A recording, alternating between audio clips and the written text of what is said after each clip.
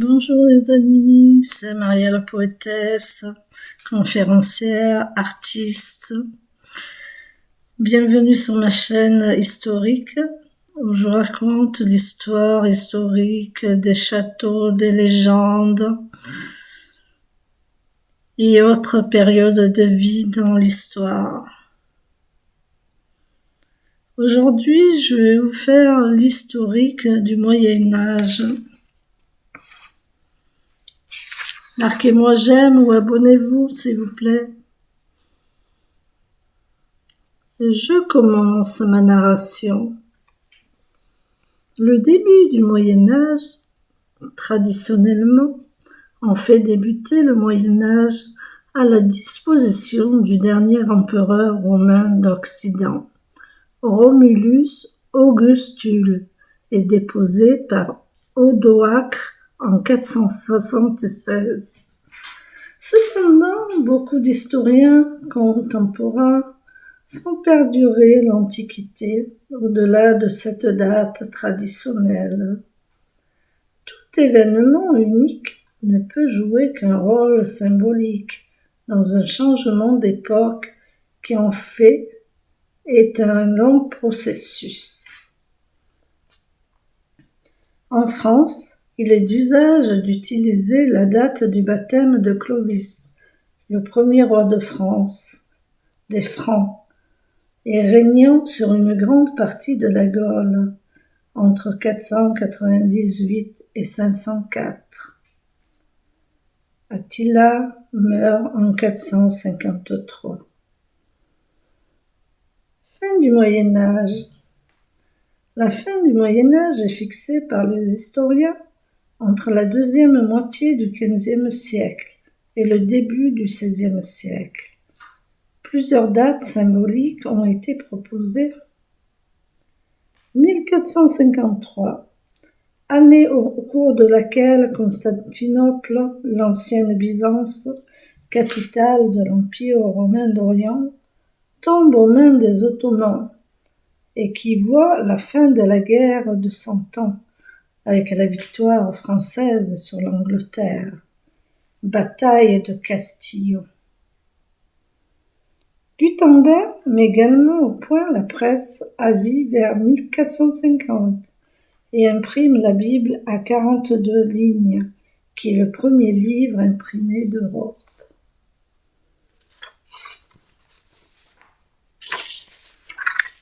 Entre 1452 et 1454, novateur dans l'usage des caractères métalliques mobiles, Gutenberg est considéré comme l'inventeur de l'imprimerie typographique en Europe. Bischeng ayant inventé les caractères mobiles en argile bien plus tôt, entre 1041 et 1048, en Chine.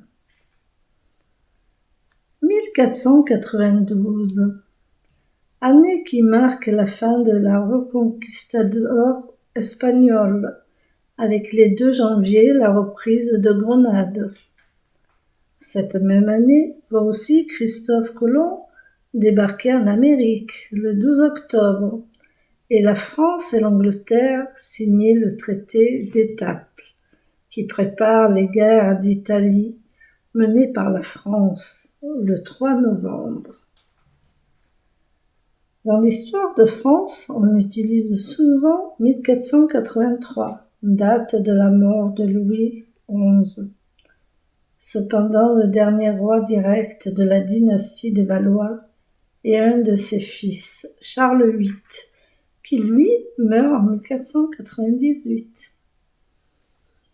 En 1517 a lieu le début de la réforme du protestantisme, conduite par l'Allemagne, Martin Luther.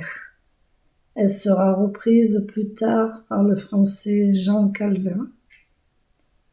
Plus généralement, les grandes découvertes marquent le début de ce qu'on peut déjà appeler la mondialisation. Accroissement des échanges entre différents pays distants, permis par de nouvelles inventions et découvertes. Les limites exactes du Moyen Âge font encore l'objet de débats entre historiens. Le terme de Moyen-Âge fut inventé à la Renaissance par Flavio Biondo de Forlì. Moyen-Âge ou médiéval, quant à lui, est péjoratif ou de moins vieilli. Une ambiance médiévale, une ambiance moyenâgeuse. L'histoire du Moyen-Âge, en tant que disciple, se nomme aussi histoire médiévale. Un historien qui étudie le Moyen-Âge est appelé médiaviste. Cependant, l'expression Moyen-Âge ne veut rien dire en tant que telle.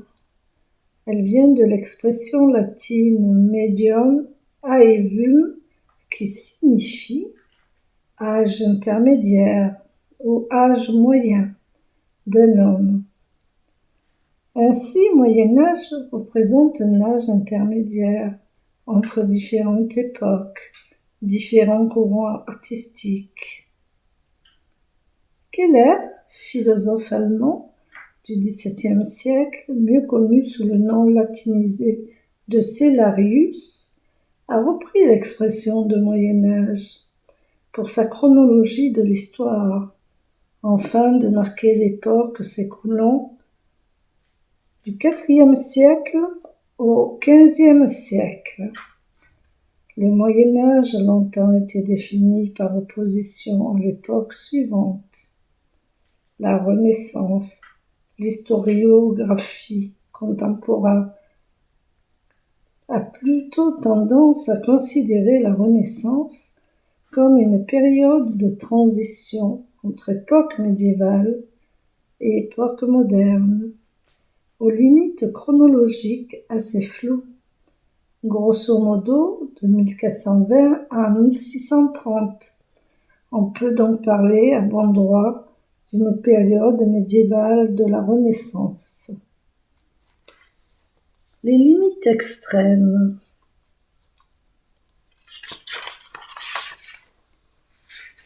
Afin de découper l'histoire en périodes cohérentes, les historiens ont tenté de s'appuyer sur des événements majeurs, illustrant ou provoquant une modification profonde de la politique et de la société. Mais il est rare qu'il y ait un consensus sur telle ou telle date pour définir une limite de période. C'est le cas en ce qui concerne les limites du Moyen-Âge, particulièrement son commencement. Les plus communément admis vont de la chute de l'Empire romain d'Occident en 476 jusqu'à 1492, date de l'arrivée en Amérique de Christophe Colomb et de la chute de Grenade, fin de la Reconquista. Mais d'autres dates en repère sont possibles pour le début du Moyen-Âge. Le déménagement de la capitale de l'Empire romain de Rome à Constantinople en 330 marque le début de sa division. La conversion de l'empereur Constantin Ier au christianisme, survenue à sa mort en 337, annonce le triomphe de cette religion aux dépens du paganisme antique. La bataille d'Andrinople en 378 sanctionne l'avènement de la cavalerie lourde et le déclin des troupes d'infanterie, marquant ainsi le commencement d'un millénaire de supériorité de la cavalerie sur l'infanterie. La reconnaissance par Théodose du christianisme commence religion d'État en 391, qui correspond également à la date de la séparation entre l'Empire romain d'Occident et l'Empire romain d'Orient, qui survit au Moyen Âge. Le sac de Rome par les Wisigoths d'Alaric Ier en 410 marque la supériorité des envahisseurs barbares. Les règles de Saint Benoît en 521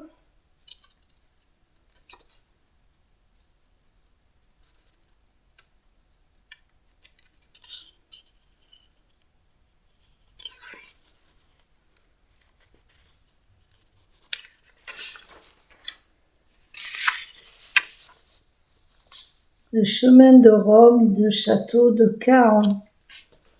Ces différentes options indiquent combien une césure événementielle claire et difficile à trouver pour marquer le début du Moyen Âge.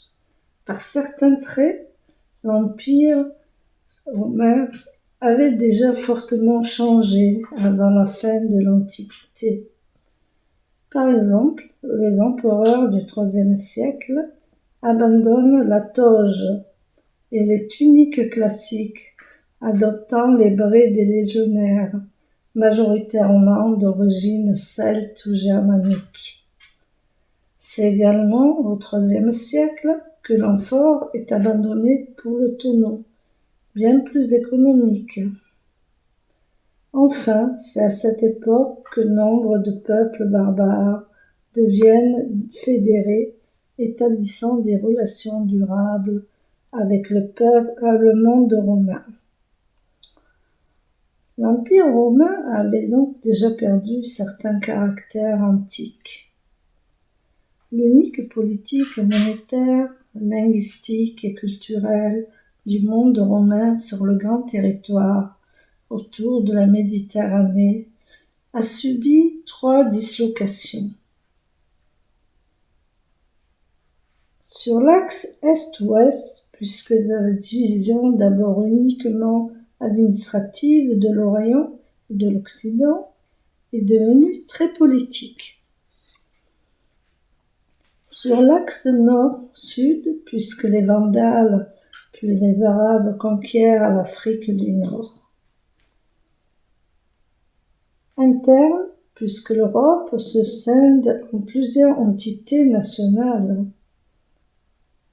Aussi, certains historiens, en premier lieu l'historien allemand Alois Riegl, au début du XXe siècle, ont repoussé la limite d'une période dénommée Antiquité tardive, spatantique, en mettant justement l'accent sur la permanence de traits caractéristiques de la fin de l'Antiquité, jusqu'au règne de Charlemagne.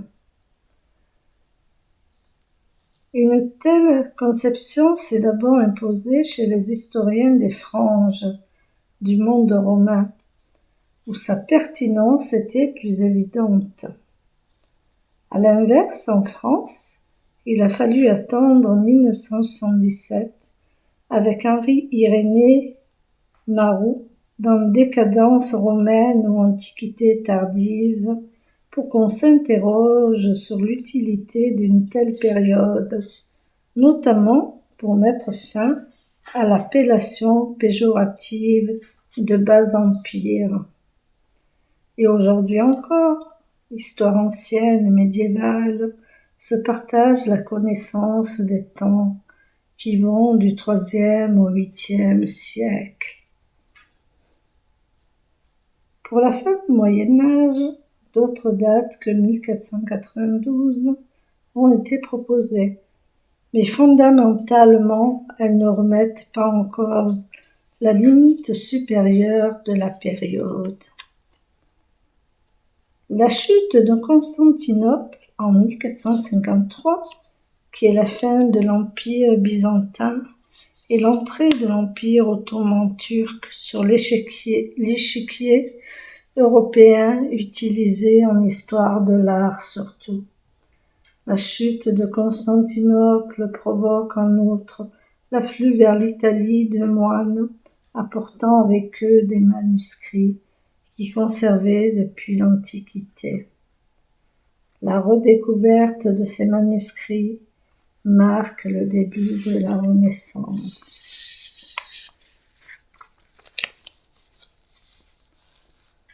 Début de la royauté franque en 428.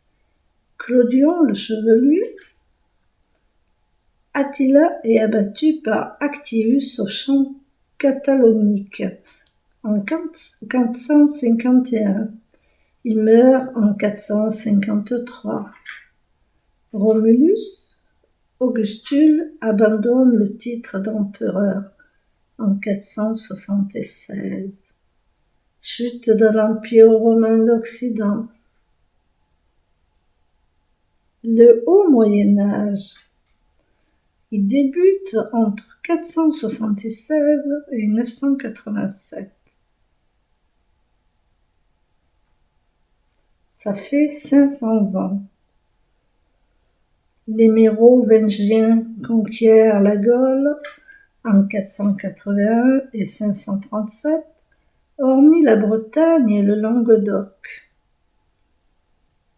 Puis, il y a eu la conversion au catholicisme et baptême de Clovis, entre 496 et 499.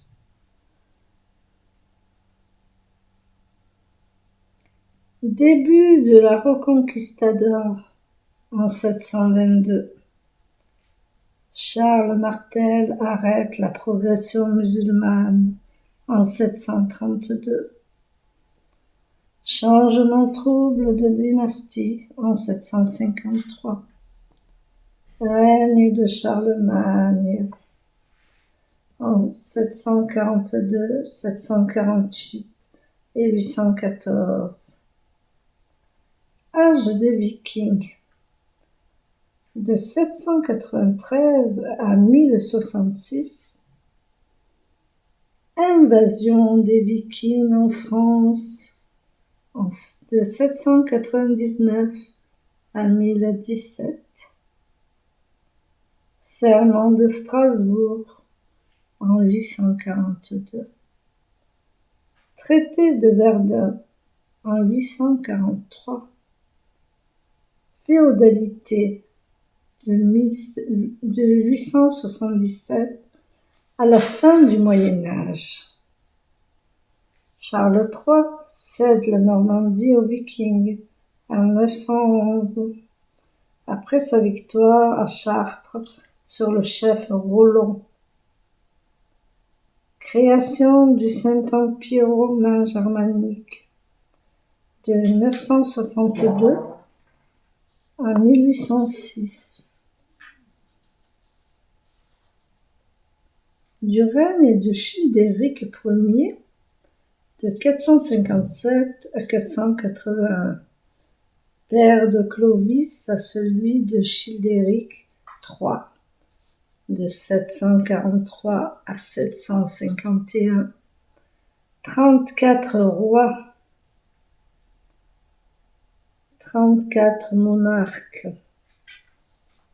Les Mérovingiens, ils ont régné de 457 à 751.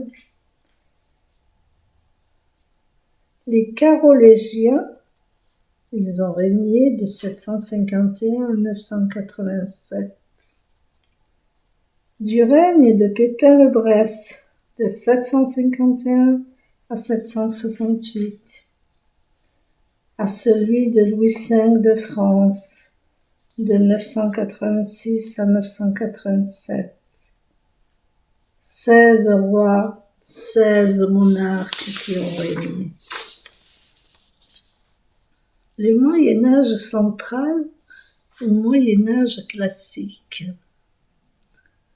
Ils ont régné 300 ans, de 987 à 1328. Changement trouble de dynastie en 1987. Découverte de l'Amérique par les Vikings sous le commandement du chef Leif Erikson. Ces hommes accostent sur les côtes du Canada, le Vinland et découvre donc l'Amérique aux environs de l'an 1000. La conquête normande de l'Angleterre en 1066.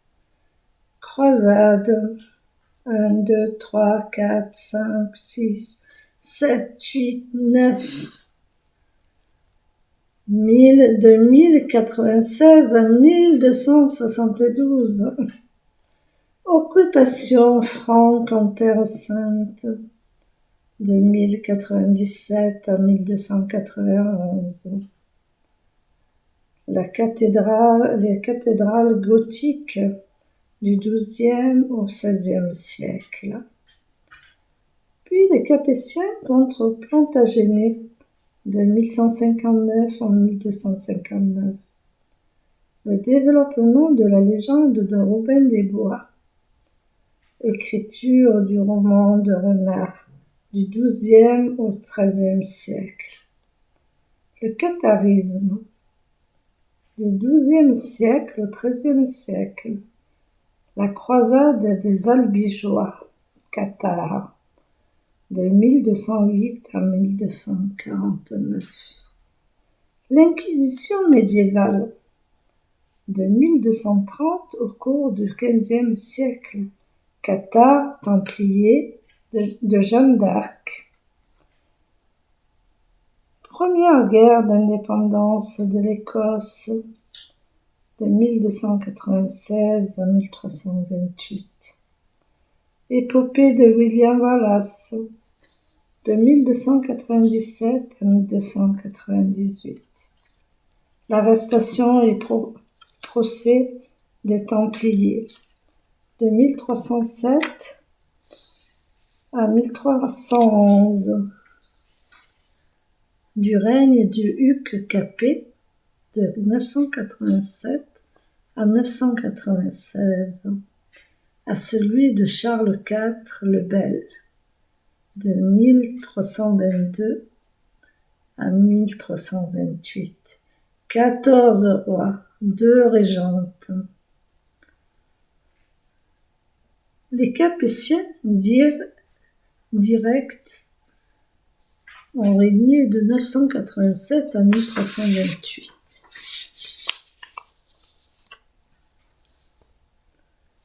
La malédiction des Capétiens, changement de dynastie, de 1316 à 1328.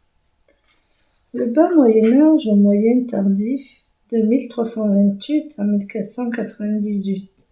Ils ont régné 200 ans.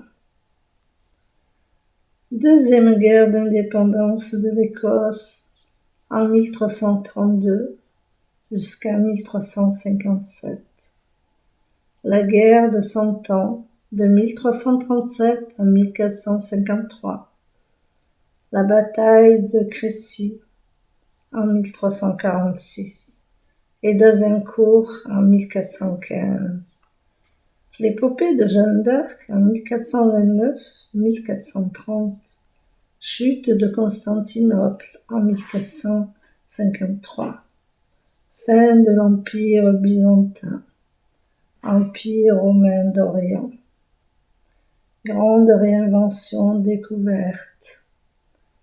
Du règne 4 de Philippe IV en 1328 jusqu'à 1350, à celui de Charles VIII de 1483 à 1498.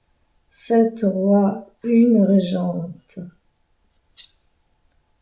Les Valois directs ont régné de 1328 à 1498. Renaissance, transition, révolution, artistique, technologie, géographie, astronomie. 150 ans, 1450 à 1600, de renaissance, de transition, de révolution, d'artistique, de technologie, de géographie, d'astronomie. Invention de l'impression en Europe en 1450. Impression du premier livre, la Bible de Gutenberg, de 1452 à 1454. Reprise de Grenade, fin de la reconquête de l'Espagne, en 1492. Découverte de l'Amérique en 1492 par le Génois Christophe Colomb. Réforme protestante à partir de 1517. Rupture de l'Église d'Angleterre les Grandes en 1533. Le château de Vitré, dans les listes des monarques et régents, figure en italique. Les rois mérovingiens qui ont été rois des France et les régents des Capétiens, Valois et Bourbons. Clovis n'est pas le premier roi reconnu, il n'est que le quatrième.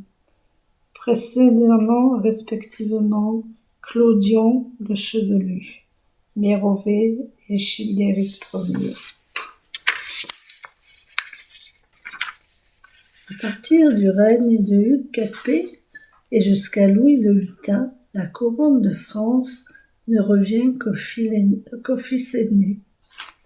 C'est à partir du règne de Philippe Auguste que les monarques de France portent le nom de roi de France au lieu de celui de roi des Francs.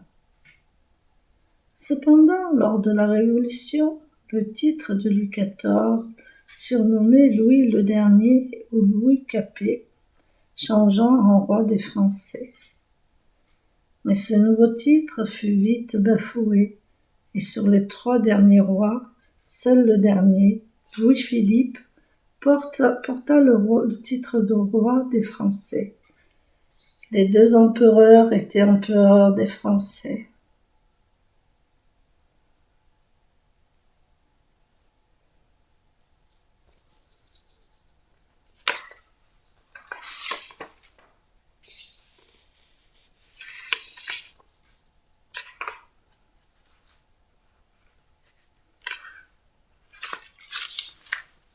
J'espère que l'historique du Moyen-Âge vous a plu, vous a rappelé quelques notations que vous avez appris à l'école. Moi, ça m'a beaucoup plu de vous le lire, de vous le narrer, de vous décrire tout ce parcours du Moyen-Âge. Du début du Moyen-Âge jusqu'à maintenant. Je vous souhaite une bonne soirée et à bientôt.